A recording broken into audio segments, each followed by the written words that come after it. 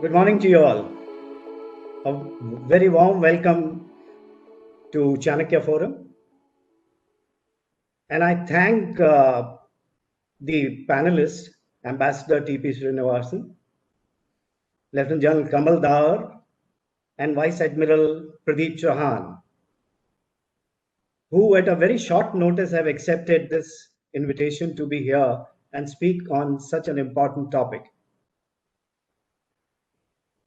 Indo-Pacific region is gaining importance due to Chinese ambition in this area. Not only in Indian Ocean region, the Pacific is hot with activities. We recently had a Quad meeting in Japan. Australia, America, Japan, and India are part of it. To discuss this important topic, we've got this in our series of webinars today. I would let the moderator introduce the speakers and take the floor, but not before I introduce myself to you. Colonel Dini is an infantry officer who's put in about 20 years of service plus. He served in multiple terrains and he has been on various appointments, whether instructional or on the staff, and has been to Congo in the UN force. He has also commanded the battalion at Pengong Lake for 2 years. And he was the one whom we can credit that the Chinese initiation in that area took place. So thereafter, he has been writing, he has been taking part. You've been watching him on television most often. And he has been contributing to various journals and magazines. So I hand over to Colonel Dini to take it on from here. And I also at the same time welcome all our viewers who have joined us today. Over to Colonel Dini. We have a very current topic yet again, which is the Quad 2.0, quadrilateral security dialogue as it is known. We all know that in the year of 2004 was the first time when in such a cooperation between all these countries had happened post the tsunami which had occurred in 2004. And of course, we know that the Japanese Prime Minister Shinzo Abe, he was the person who actually proposed this idea of a Quad, and it took shape at that time. But due to various reasons which we are aware of, that it somehow did not materialize in the manner in which it was required to be.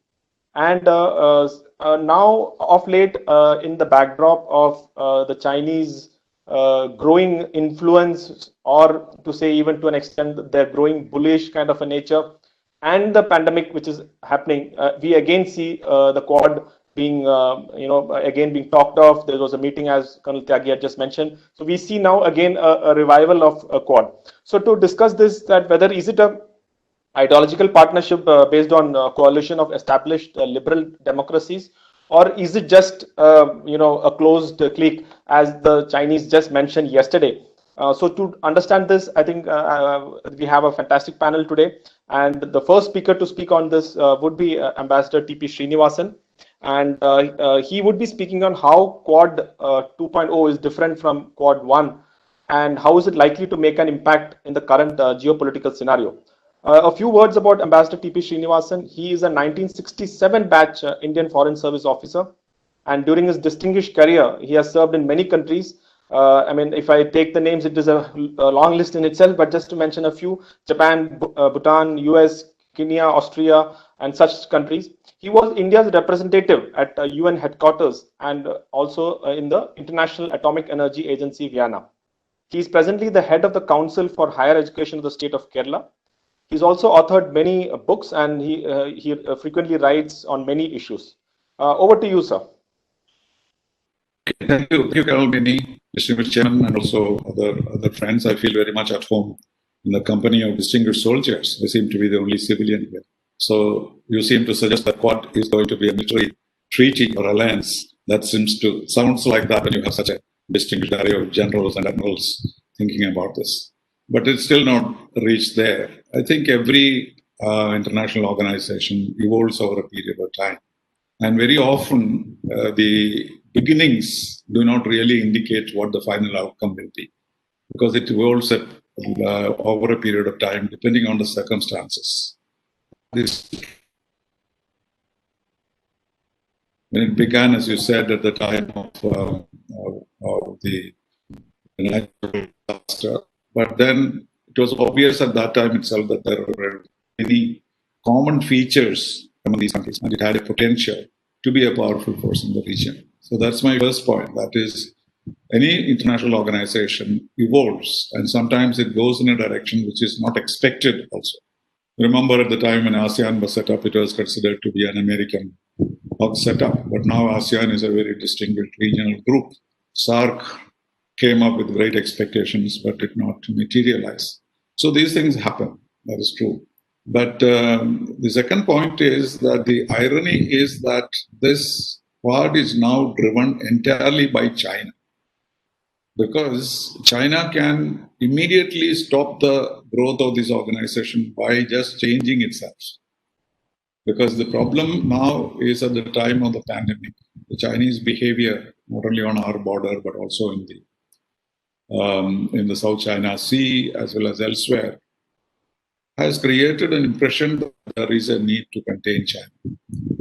As a result of which, all these developments are taking place.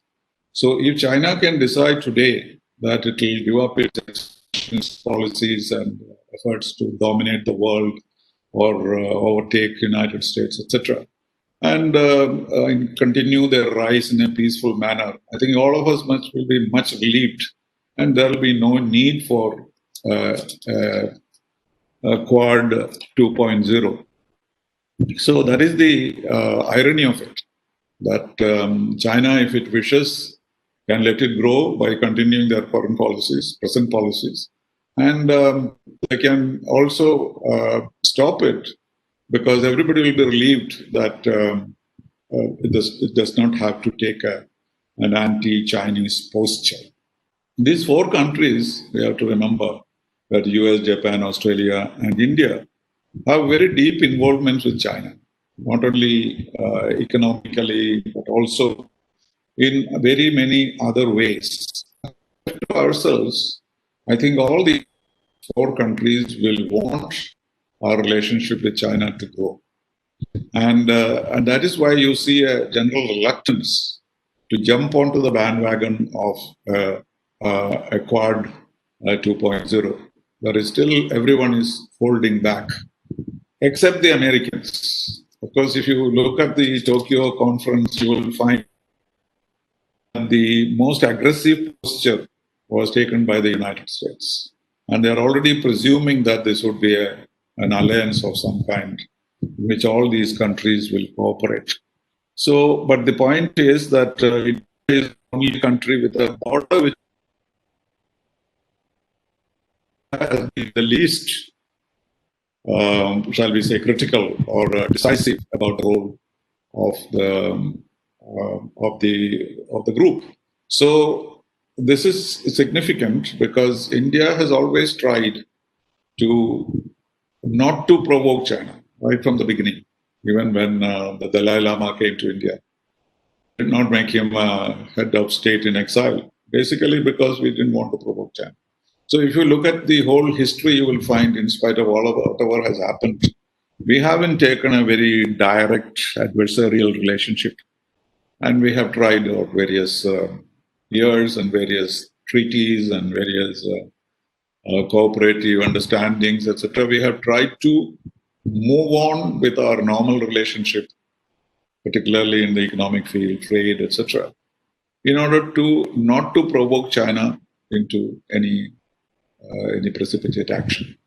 But that has not stopped China from doing that, and therefore gradually our position towards China is also becoming difficult. And this particular time it has reached really the height of, what shall we say, misbehavior on the part of China at a time when the pandemic is hitting everybody, And China itself is considered to be one of the initiators of or at least the one who did not give the right information to the people. And therefore, they are in the dock. And at that particular time, to act against India, not only against India, but also against several other countries, generally threatening the atmosphere in the India-Pacific area, has resulted in this. So if abandons its expansionism and wish to cooperate with these four countries, I think all of them will be only too happy to do so. The US intention is to develop this as a true security framework. And he was very explicit, Pompeo was very explicit in saying that should counter the threat of the Communist Party of China.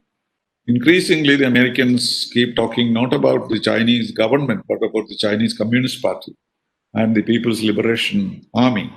They seem to be moving away from recognition of China itself, because they're talking in terms of the party.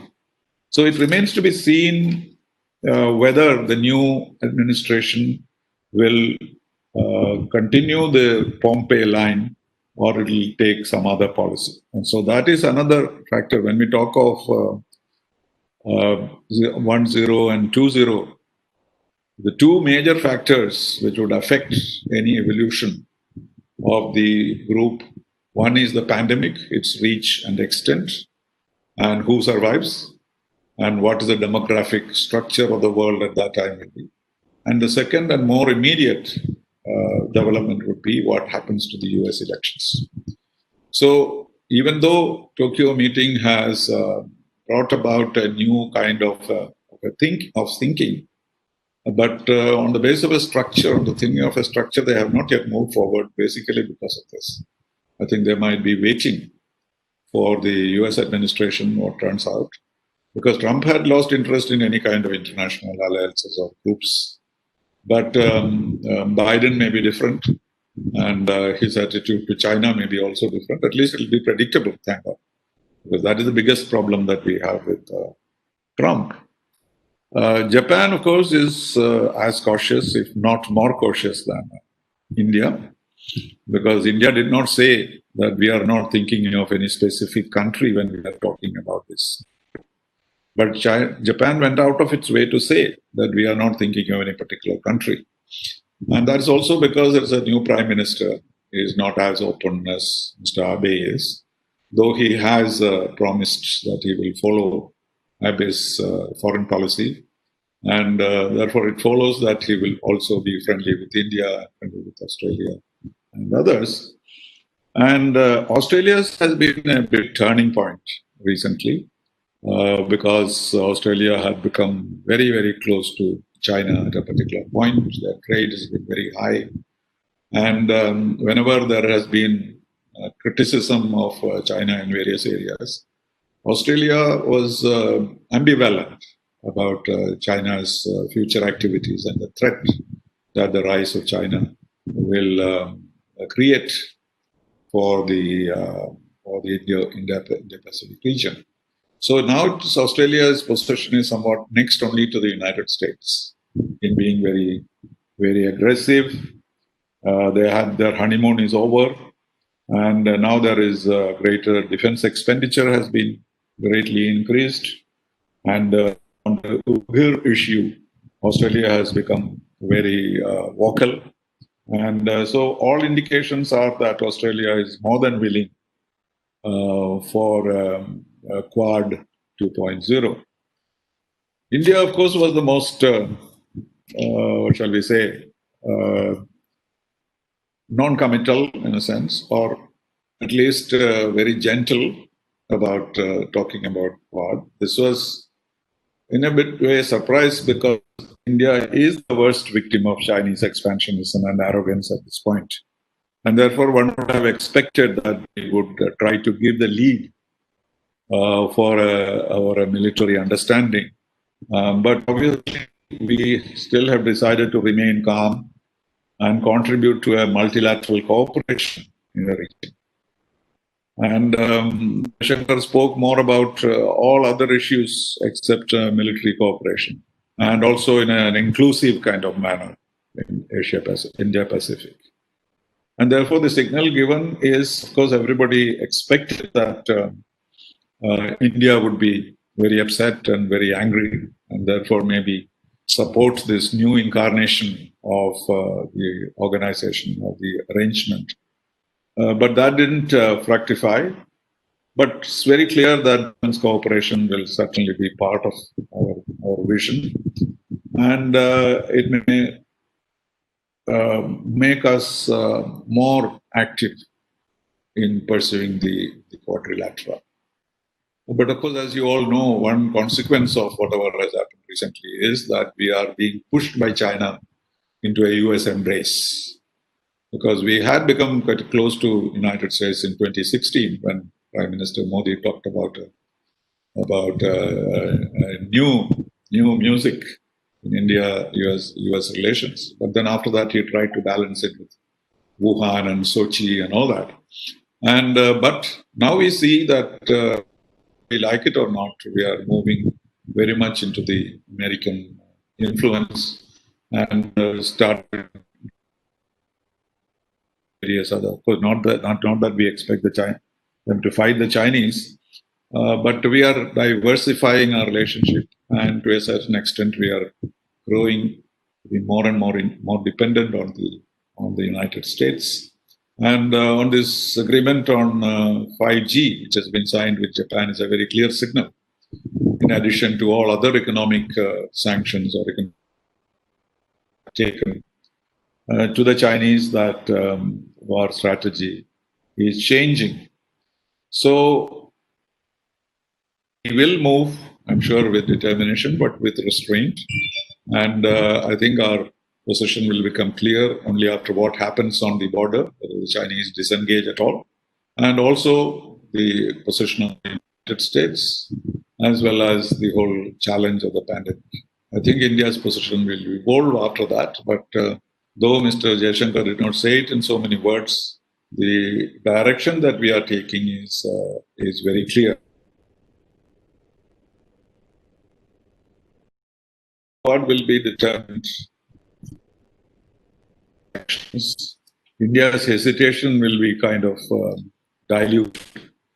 Prime Minister Modi talks about hesitations of history, and that is what we see today. But it will change, and if the occupation continues, and if there is no understanding on the LAC, and there is no agreement on further negotiations on the border. So, but it will be in the process of looking at Quad as an instrument to contain China, or at least to create it as a deterrent to China. And that is how we are seeing. That is why we don't see India front. But so I would say that it is United States first, then Australia, then Japan, India. That is the posture we have now. But that will change anytime, depending on the kind of actions. And the final point is whether a structure is necessary or desirable. We have refrained from doing that at the moment, but there will be no contradiction, even if we have a structure, because there are several structures in which we are there together with China, whether it is ACO or BRICS or various other. So that does not seem to have prevented us from taking a position on base of our national sovereignty and national interests. So I think it would be useful for this time, then this interim period that we have, for India to agree to some kind of a regional group, even though it may not be defined as to what it will actually do. And there, the economic cooperation among the four countries could be strengthened. And that might help enable us also to diversify our economic interests, because one of the problems that we are finding is that the economic action that we want to take against China is not going to be very easy, because we are very much dependent on them. So what I tried to do was just bullet points. I did not go into many details because the time is very brief, but we can elaborate it further. And the final point I want to make is that somebody commented that these four countries are not on the same page, but in the same book. This is a fascinating comment. But I don't agree with that. We are on the same page, but we are reading the page maybe different in front of us. And that is the difference between the Quad 1 and Quad 2, because there we were much more hesitant in talking about these things, and this will continue. As I said, the difference is that we need to have a different perspective than the others, because we have a direct border. If any of these countries had a border with China, they would have been hesitant. And so the strategy will evolve, and with the COVID out of the way, and the US administration is in place, I think these four countries will increasingly work together and probably move towards an organization. And of course, China is reading it that way. They call it a mini NATO, they call it an ASEAN, an Asian NATO, etc., etc. So there is no secret about that. But India's hesitation to have any military treaty is well known. And I think our foreign minister did mention that very recently in connection with the US, that we are not accustomed to any kind of military understanding or pacts with other countries. But it is known, and therefore an organization or a group with this kind of ideas which we all share will be, I think, good for India. But as I said, it is for China to decide whether they want an adversarial group like this, or they want to cooperate with all of them and rise peacefully in the region rather than in this dramatic and destructive manner. I think I can stop there and then maybe come back to some of the questions as we go along. Thank you very much for this opportunity for me to speak here. As I said, I just spoke as points only, and there are so many things to say about all this, but I'm sure we'll have enough opportunities for that. So thank you very much, everyone. Thank you, sir. Thank you for those fascinating inputs. I think two things which we straight away take away. The takeaways are, the beginnings do not indicate the final outcome. I mean, that's beautifully put. And also, interestingly, that China will dictate how strong or how the squad will go. If like what you mentioned, in case China behaves properly, I think we'll see that there's no requirement for such a thing. So that's a very very pertinent point, sir. So we now move to the next speaker, which Vice Admiral Pradeep Chauhan, Ati Vishisht Seva Medal and Bar and Vishisht Seva Medal. He will be speaking on what role is envisaged for India in the Quad 2, and can the Indian Navy be the net security provider in the Indo-Pacific region? A few words about Admiral Pradeep Chauhan. He is the Director General, National Maritime Foundation, New Delhi. In the 4-decade-long career, the Admiral has held various command and staff appointments.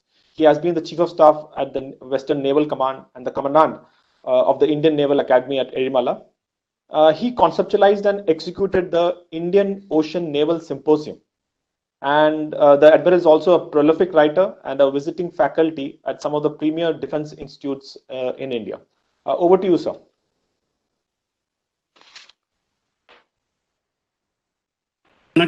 For giving me the opportunity to speak on what I think is a topic of seminal importance. It is always very risky for anybody to disagree with or to have a variation of opinion with quite so illustrious a galaxy, but I'm known for skimming on thin ice.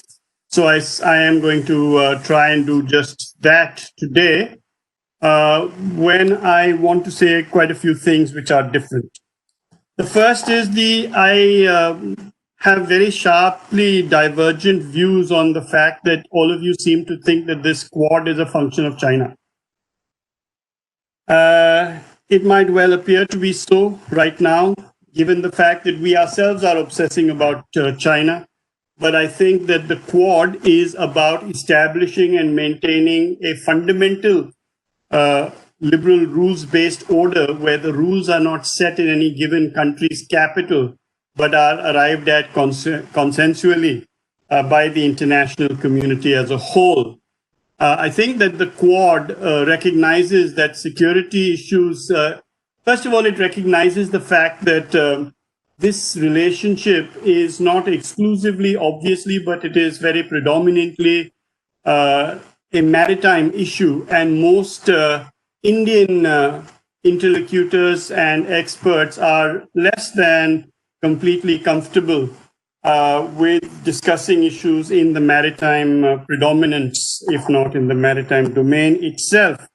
I secondly want to emphasize that I agree that China can, of course, decelerate any movements of any kind by simply changing its behavior. But if it did that, then that would be the desirable outcome in any case. That means China would conform to a rules-based order in which the rules are arrived at, as I mentioned, by international consensus. I feel quite saddened to hear or to believe that we are still talking about India as the only country with a border with China. We are the only country with a land border with China out of these four, but land borders are not the only borders that lie between countries. And this is, in fact, a continuation, I would think, of the Indian inability to actually think outside of the information provided largely by its land-centric advisors of whatever, whether in uniform or outside of it. The third thing I want to say is that it is correct for the United States to look at the Communist Party of China, simply because that is the strategic center of gravity of China. And if you look at the difference between, say, India's core national interest, which is to assure the economic, material, and societal well-being of the people of India, and you compare that and you assume that that would be the core national interest of almost every country. But when you compare it to China, you find that two things are different. First, that the people of China and therefore their well-being has been conflated with the Communist Party of China. And secondly, that the Communist Party of China, at the moment at least, seems to have been conflated with President Xi Jinping. So if you want to see major behavioral change, there has to be some form of pressure put on the Communist Party of China to react in a given fashion, because in China, continuity of regime or regime survival seems to be very much their core national interest. In India, for instance, we don't care whether one regime or another regime is in power in New Delhi. There will be lamentation and exultation both, no matter which party comes to power. But in China, this is not the case, and therefore it is, I think, a fundamental mistake to try and equate the Indian approach to geopolitics as well as to with that of China, at least of the People's Republic of China. I think that as far as India is concerned, the role that is expected within Quad is to remain, as the ambassador just mentioned, to remain the more balanced of the powers. And balance is a peculiarly Indian virtue. That means we are able to balance apparently contradictory positions with enviable ease, at least if the envy is emanating from many of the European or Western powers. And although Australia and Japan can hardly be considered European, they are most certainly either Western or influenced by Western ideas to a far greater extent than India. So India, what is India then expected to do? I think that before I proceed any further, another point of very sharp variance with the organizers themselves and with is this business of saying that we are to be a net security provider.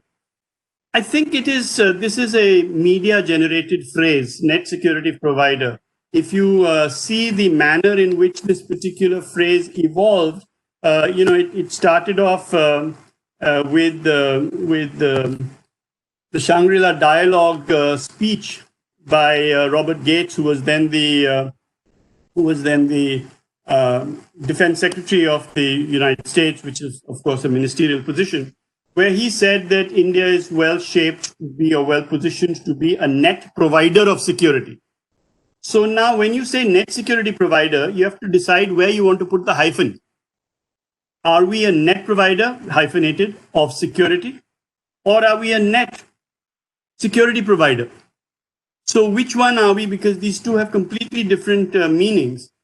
In the one case, we take gross as the overall. When you subtract something from gross, and you'll get net. So there are many providers of security. That forms the gross. Some parts are missing, and India will fill that particular gap. This is what is meant by India will be a net provider of security. That means the comparison is with other providers of security. If you say that India is going to be a net security provider, that means there are many forms of security, and there is a gap there, and India will fill that gap. And that is not what I think has been meant. I don't have to think about this. It's quite clear. It's just that the Indian media and the Indian strategic community, being unable or unwilling to adopt grammar as one of the underpinnings of their articulation, tend to make these noun strings, and then they become popular, and they then subvert some parts of the meaning of that particular word. Okay, so with that as the overview, let me address one or two of the things that I think India will be expected to be doing. When people say that, we are to be, when the Prime Minister of India, in fact, the previous Prime Minister, Mr. Manmohan Singh, had actually re-articulated exactly the same comment, saying that India is going to be a net provider of security in the region and beyond, then I think that we need to be conscious of the criticism that then arrives. And that criticism is largely, but if the Indo-Pacific is as your Prime Minister defines it to be, and is that, by the way, is common now with the conceptualization or the geographic conceptualization by other countries such as ASEAN as a collective, or for that matter, France, or other countries. Within the Quad, of course, Australia and the USA seem to stop short of India and don't proceed further westwards to the east coast of Africa. But that is largely because of the existence of the Indo-PACOM as a COCOM, and the desire of the United States to actually declare the Indo-Pacific as a strategy, rather than as India does to declare it as a strategic geography within which strategies are played out. But that having been said, people ask us, this is a very large expanse. Do you have resources? And now the question then becomes one of what should we do? Should we follow conventional wisdom that says that we should cut our coat according to our cloth? Or should we depart from conventional wisdom and say that let us weave the cloth according to the coat that we want? And everybody says, well, that's very clever, but that's still only cleverness in phraseology. Do you still have resources? And the answer to that, insofar as being a net provider of security, is to understand the difference between capacity and capability. And capacity is material wherewithal. You don't have a patrol boat, I give you a patrol boat, I've doubled your capacity. Do you know how to operate the patrol boat? Do you know how to deploy it? Do you have a life cycle costing for it? Do you have a training infrastructure? Do you have a legal framework? Yes. Wow, you have capability. No, and no. You only have liability. So capability is not the same as capacity. And it is a tragedy that India continues to use these two words interchangeably. Capability is human wherewithal, organizational expertise, training acumen, all these factors that allow a nation or an entity to maximize the capacity that it possesses. And so when we seek to be a net provider of security, we wish to and we should be capitalizing, emphasizing upon capability, not borrowing from the American lexicon which floods the internet, because those countries that have excess capacity will always throw capacity at a problem, whereas those countries like India, which have limited capacity but a surfeit of capability, must throw capability at the problem. Why would we want to play our weaknesses rather than to our strengths, simply because the internet might well be flooded by American writings, which concentrate upon capacity or material wherewithal. There's a problem. Let's give him another boat. Let's give him another 2 aircraft. Let's give them another. That is capacity being thrown at a problem. Capability is what India's strong suit is, and that is what India should concentrate upon. Last point I wanted to make was that this business of holistic security must be understood. Holistic maritime security is not just military security alone, and the Quad recognizes that. And I think it is time that we do too. So challenges to human security, challenges to economic security, all these are part and parcel of security. So is drugs, arms smuggling, is food security by way of illegal, unreported, unregulated fishing being undertaken by Chinese, amongst others, fishing vessels, is that not part of security? Is only the guns and missiles and radars and sonars the only measure of security? I think that all these are narrow constructs, and if India wishes to be a genuine voice that leads in the international fora, it cannot afford to retain a essentially pre-Cold War and during the Cold War construct of security being simply an incessant competition for military superiority. The flowing from this are, once again, we return as a full circle back to what is the Quad then and what is India's role in the Quad. India's role in the Quad is to establish, sustain, maintain, and proclaim a rules-based order within the Indo-Pacific in general and within the Indo-Pacific in the Indian Ocean region, which is a western segment of the Indo-Pacific in particular. It is incorrect to believe that the Indo-Pacific has gained salience or traction globally because of China. I'm sorry, Indo-Pacific as a geopolitical construct was actually initiated, formulated, and enunciated by India and Indians, and not by the Chinese. India seeks its position and its primacy of a rules-based order in order to pursue, promote, preserve, protect India's maritime interests or India's national interests. And our interests are India's. They are not determined by China. The manner in which we might be able to pursue them or promote them or protect them, that might get impacted by risk factors, one of which might well be China. But even if we could magically erase China from the face of the earth, it would not affect one Indian interest one whit. And this obsession with understanding the world from India, but through Chinese eyes or through American eyes, I think is something that we should abandon. I think having submitted as many provocative statements as I could, I must end by apologizing in case I've tread on any toes and been less polite and less respectful than I should.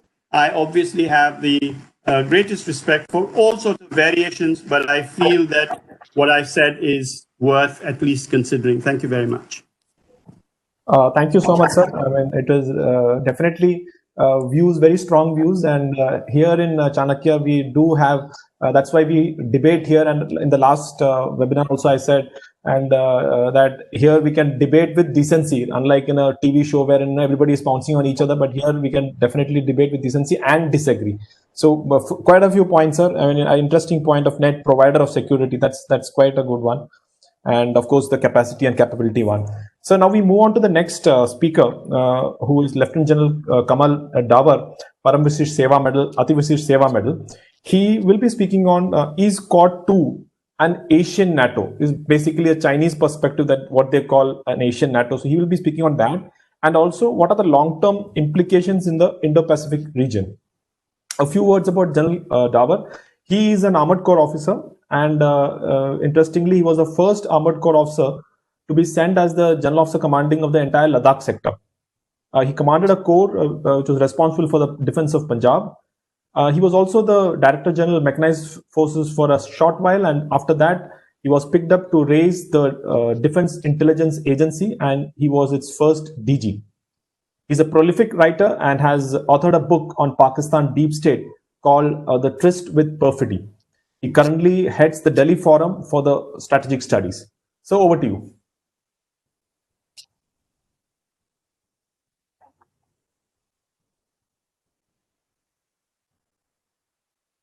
Thank you, the Chanakya Group, my call, Colonel Tyagi and Colonel Dini, for organizing this eminently useful webinar on a subject which is indeed of great geopolitical relevance. Now, the previous two panelists have covered the Quad and its various nuances rather comprehensively, so I will try not to repeat the important points they have covered and stick to a couple of salient issues concerning the Quad as asked for by the organizers. The first one is that will Quad willy-nilly become a nation NATO? You know, while most of us are writing about something or talking about something, we do go for catchy captions and extrapolate examples without going into much depth. So is the acronym a nation NATO. Though China is the nation which has used this word for the first time, and now it has caught the fancy of the media and various geopolitical analysts. China is, of course, using this caption liberally to very subtly and not so subtly convey a point to all nations. You know, something to do with alliances, who's the leader, who the subservient people in an alliance. Now, just a word about the NATO. NATO, as we all know, was formed after World War II for fostering political linkages and security amongst the United States and its allies. Actually, NATO came into existence after signing the Washington Treaty in 1949 and comprised 30 countries.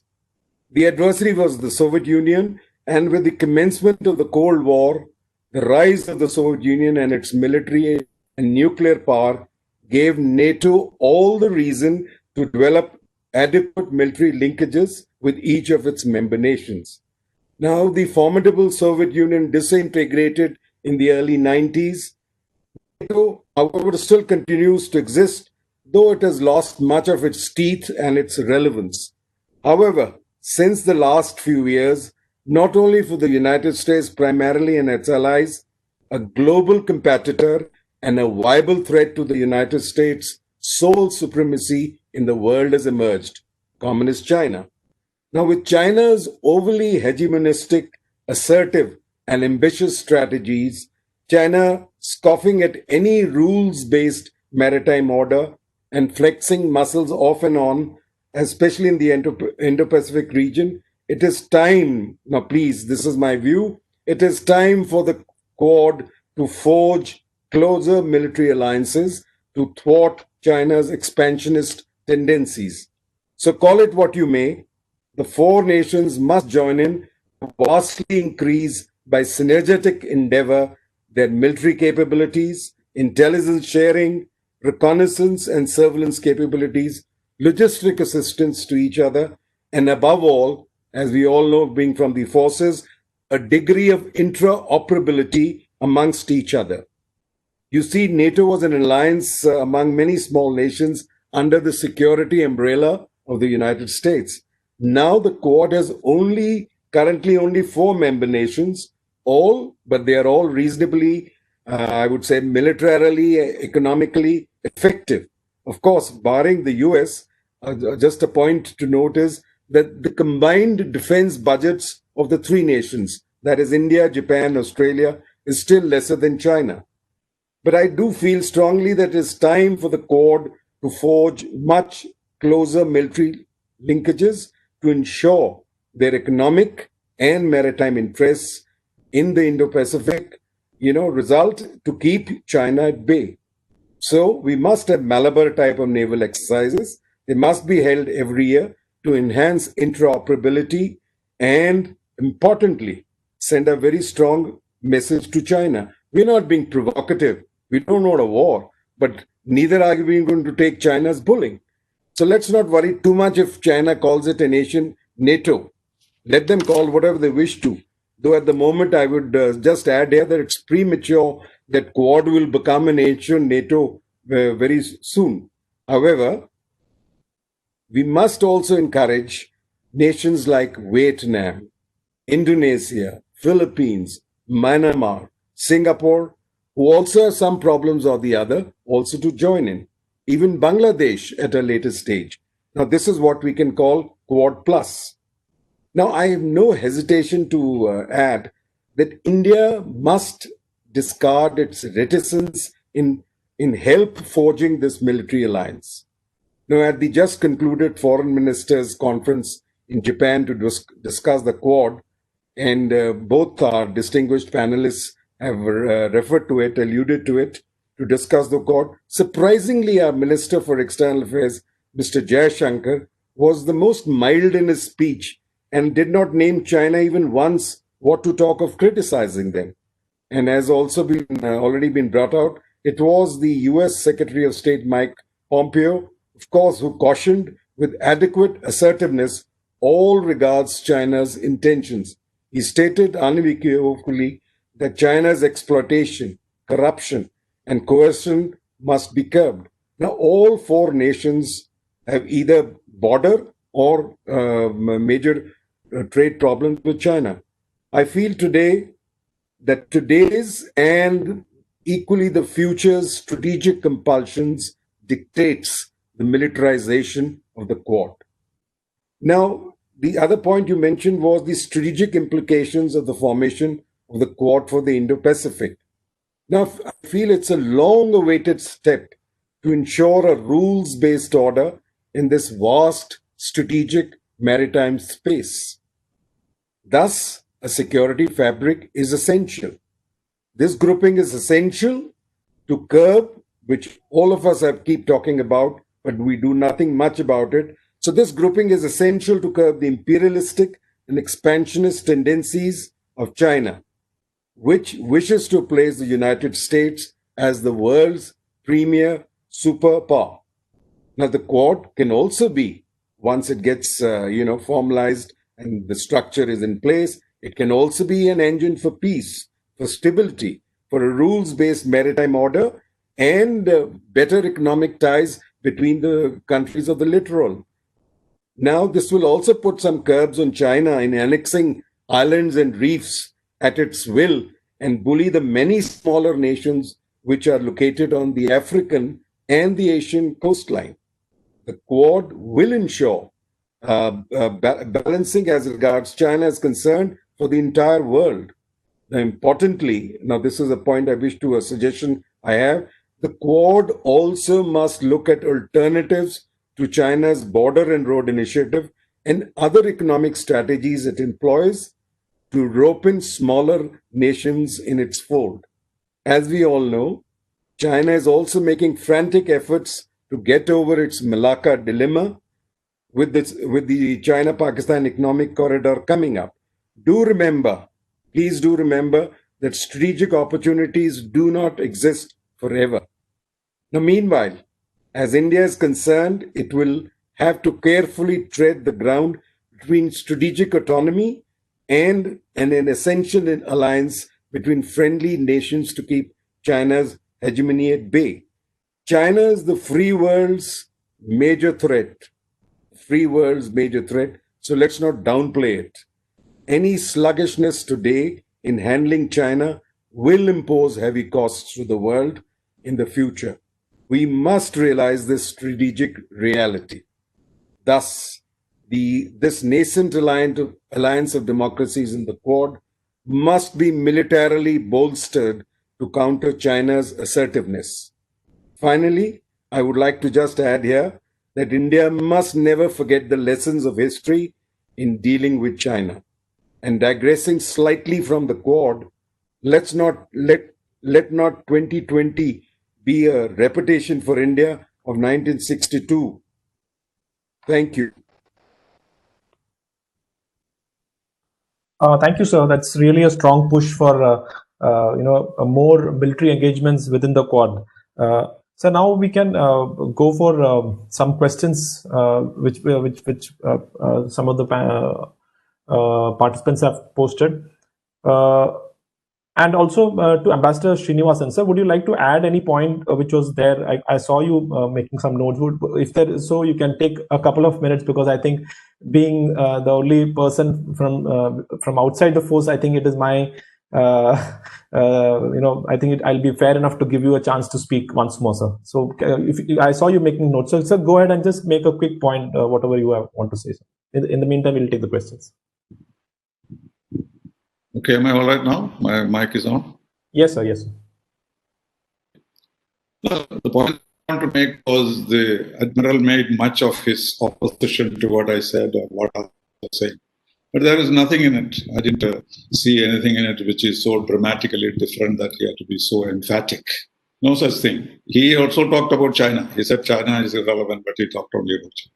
So there is no real difference between us. It is only a matter of perception and also a matter of tactics. Whether we should have cooperation in the Indian Ocean is never a disputed point. Indian Ocean, our policy has always been to keep the external forces out of the Indian Ocean. I worked in the UN for many years, particularly in the ad hoc committee on the Indian Ocean.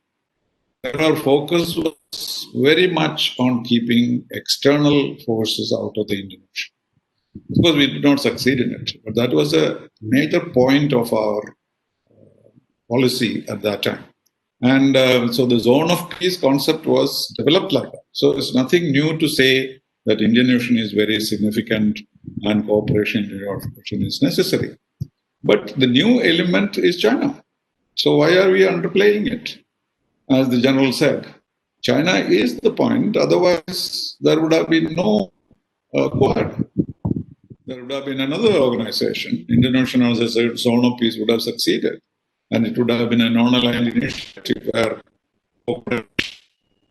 states, interland states, and the Indian Ocean and so on would have developed. But the rise of China has completely altered the situation in the Indian Ocean. And today, if we have a formal meeting of the Quad, it is all because of what has happened on our borders, on the northern borders, as well as in the South China Sea. So why are we hiding that fact? So I agree with the Admiral that yes, we have a broader view. We have a great interest in the Indian Ocean. We are an Indian Ocean power. One time Indonesia wanted to change the Indian Ocean's name, which we did not accept. And now it is India Pacific. And therefore we have a vast interest beyond China. I agree with him. There's nothing wrong in that. But if we are talking about the Quad, let us accept, is a creation of the aggressive endeavor of the Chinese and their expansionist policies. And if we were not in an uncertain time, this would have developed in even more. But still, we did not agree to organize any kind of formal meetings before because of this very idea. As he himself said, our ability to manage contradictions or balance contradictions. Yes, that's what we do. It's the great human mind. We can find good points and find to. That's an Indian position. So very often we are misunderstood in the UN as we are some kind of dalals, some kind of matchmakers or anything like that. That was not the intention. The intention is we also always see good points and bad points of a situation, and we try to highlight the commonality, common elements, and that is India's whole diplomatic culture has been like that. So we do see that, and we'll slowly move there. And if the Chinese continue this kind of thing, because we have, as you know, we have adopted what is called a three-pronged approach to China after the most recent incursions. First is negotiations, talks, and we have been talking. And second is military preparedness, and the Quad is part of that, and our relationship with America is part of that, and the support that we get from Australia and Japan, and also from the whole world. There is an awareness about China's expansionism. And the third is economic. And economic also, we have problems because we are dependent on China and various other things. So diplomacy is art of the possible, and we try to link all these and try to avoid military. But as we have shown in 1970, 71, we had no military alliance, but what was it? The agreement of cooperation and friendship and cooperation with the USSR. If you read it, it is a military alliance, nothing less. Nobody is talking about that now. It's the kind of practical approach we take, and my request is that we should see in a comprehensive manner, and nobody is missing the forest qualities. Right. Thank you. Thank you, sir. So my next question also goes to Admiral Pradeep Chauhan, so that he will be able to answer that and partially further points from him. So this question comes from Jagan, and he says that the Indian Navy has officially gone on record saying that they are well positioned with a net security provider in the Indian Ocean region, and he also gives a citation, that is, he gives a link wherein he quotes that, I think he's quoting Vice Admiral Pawar, sir. And so your comments on that, sir. And secondly, also, what would be the imperatives for a Quad with a potential military element in the South China Sea and the Indo-Pacific? This is from Jay Maniar. So request if you could take both the questions. Well, I certainly don't wish to hog the questions, and I don't pretend to have all the answers. Let me once again emphasize what I said. Terminological exactitude is quite important. When people are giving interviews to, say, newspapers, in this case, the Economic Times, etc., the tendency is to use jargon that is commonly accepted. And once again, I would like to emphasize two things. Number one, insofar as both capacity and capability are concerned, the Indian Navy, if we were only talking about navies, is well placed to provide the degree of security that this region requires, if not in independent fashion all the time, but then we have created collective structures such as the Indian Ocean Naval Symposium. There are other structures that are available, and we can conjoin and combine. Is Quad one of those structures? I entirely agree with Ambassador Srinivasan that, yeah, it's one of those structures. And it's not the only one, nor should it be the only one. So the use of the terminology net security provider is, whether used by the uniformed service of which I wish to make, upon which I wish to make no comment, or otherwise, is an error. The error goes backwards, and if that error changes conceptualization, whether of the government or, if not of the government, of the lay public, who will then put pressure upon government by their writings and their enunciations, I think it is something that we should stop. We should be able to use the correct terminology in the correct fashion. The Navy cannot arrogate upon it unto itself the correction to the apex levels of government. Prime Minister's utterances are not deniable, and they are in almost 100% credible because they have been vetted by a very large number of structures within government before such an utterance is made. The nuances are carefully taken into account. So that's what I wanted to say about the first element. What are we doing? We are trying, for example, we have signed up or we will have shortly signed, we will be signing the fourth of the foundational agreements, that is BECA. And those agreements allow us the first and most technical options for interoperability. But interoperability, I hasten to point out once again, is not only about communications or cryptography. It is, of course, about that, but not all. Let's take the case of one of the major things that were wrestled with by Quad 1.0. It was in the aftermath of the tsunami, so we're all going to have now a mechanism for which we will do HADR, humanitarian assistance and disaster relief, internationally, which has nothing anymore to do with, say, the NDRMA, etc. Let's just talk about the fact that I brought a ship and I brought blankets and you brought blankets and he brought blankets. Who brought the tents? Who was supposed to bring the tents? Can my boat get hoisted if it has an engine problem by your ship and vice versa? All these elements are elements of interoperability You can expand this above the military level. You can cascade it down to the military level, but interoperability is critical. And therefore, even conceptual interoperability is necessary. Do we understand the same things by the things that we say? And so what we are doing in terms of our own capacity building is often constrained by the constraints of government. It is not that we have a government that doesn't want to provide for its armed forces or its defense forces. Governments balance. They are forced to balance. It is the job of the armed forces to be as strident as they can in their demand, and it is the job of government to balance all things. It is the natural order of things. But as a navy, we will try and maximize the strengths of navies everywhere, which is to be an instrument of furtherance of the country's foreign policy, because every country has only two instruments to its foreign policy, as everybody is aware.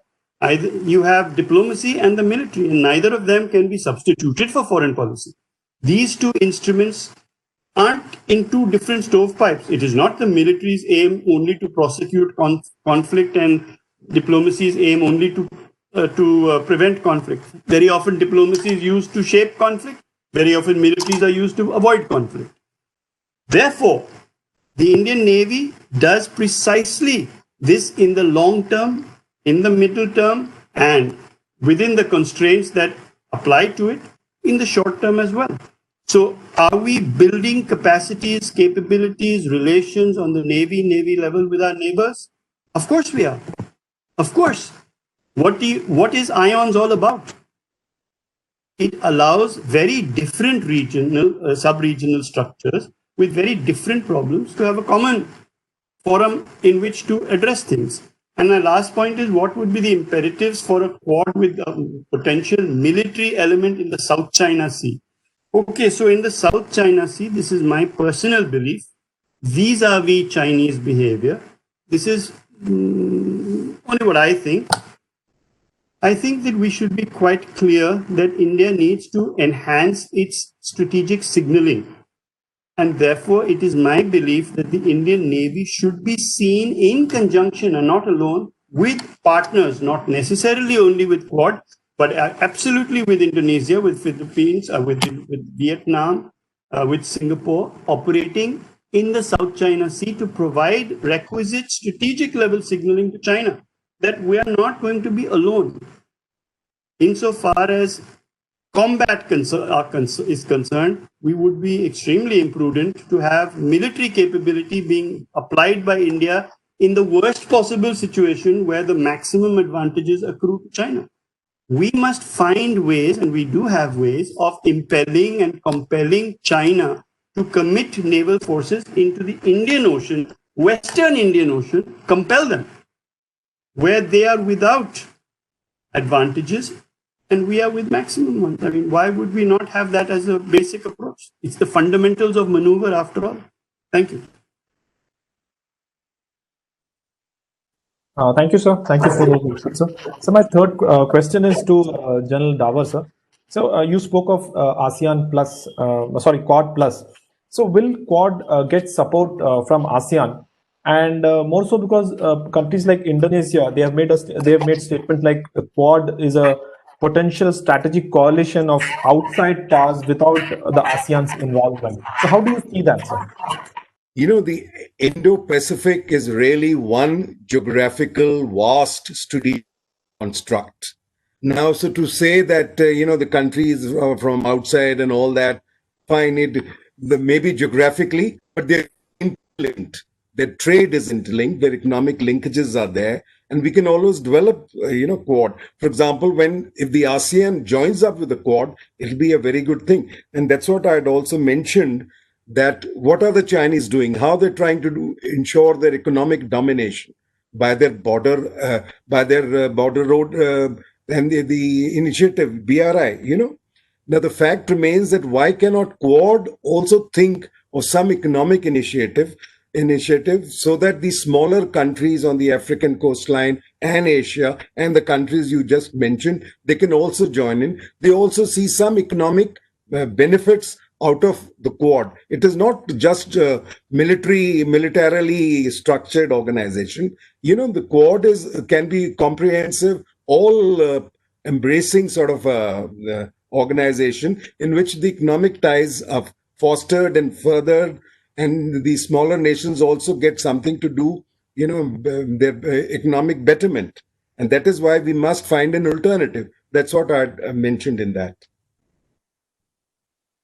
Thank you so much, sir. Thank you so much. And now it's 6 minutes past 12. So I think we already finished the timing for the webinar. So once again, thank you to each of the panelists. It was a fascinating interaction with absolute different point of views based on different experiences and beliefs. But it was all the more interesting to know the different points of view. There is no doubt in that. And I once again thank each one of the panelists for coming over and making the show. And now I request Brigadier Binu Raj to propose the vote of thanks. Thank you, Colonel Dini. The last 1 hour plus has been really been a very engrossing and enriching experience for all those who have attended this, listening to the eminent panelists on this webinar. So on behalf of Chanakya Forum, I would like to thank each one of the panelists for joining us and sharing their views on this very important topic of strategic importance, especially to India in the present circumstances. So I would like to thank Ambassador Srinivasan, General Kamal Dawar, and for joining us, as Colonel Tyagi had mentioned in his inaugural address, at a very short notice. So we are also, I'm also thankful to Colonel Dini for moderating this discussion in a very excellent manner. And thank you to all the participants who attended this. I'm quite sure this would have, you would be closely following this topic henceforth after listening to the excellent views given by all our panelists. Thank you once again. So before All the best. bye to you all, sir. May I request if you would be willing to write something, your thoughts for us, because in this short period of 10 minutes or 10 minutes or 15 minutes each, perhaps some very important points also you would want to convey, maybe re-emphasize your points which you have already said, some wonderful points have come up. So I'll be extremely happy to receive some this thing for our monthly journal, which will come out on the net through Chanakya Forum. So I would be requesting you if you could pen down your thoughts if you like, if only you have the time and the inclination to do so. And I once again thank you very much, sir. A very sincere thanks to you all, because in the last 3 days or so, we really asked from each one of you to get this program, get this webinar going. And it was all because of you that all this became possible. Otherwise, we would not have been able to hold this. And I thank each one of the members of the team who has made it possible. And thank you very much, sir, and good day.